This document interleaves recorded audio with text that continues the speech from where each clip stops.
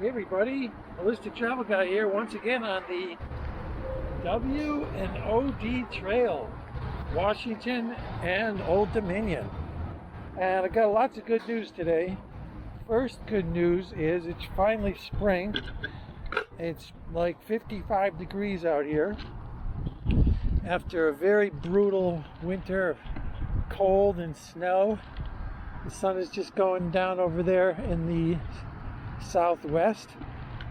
So the snow is mostly gone. It was still in the 30s just yesterday, but today's in the mid 50s.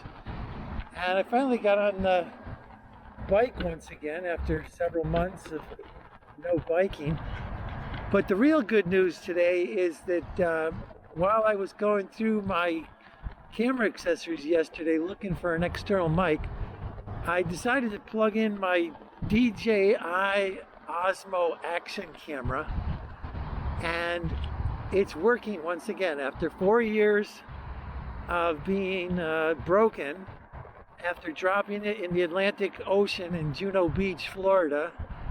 Normally you wouldn't think that that would be a big deal because the DJI action camera series are all waterproof. They don't even need a casing. They're just waterproof on their own up to 30 meters. But I mistakenly left one of the doors open on my camera. It was the door where you put the SD card in and where you charge it. And that was a big mistake. It looked like the door was closed, but it was actually open slightly. And water got in and the camera stopped working. For 4 years it stopped. And so now, good morning. Good afternoon. And now I'm going to test it out and see how it goes.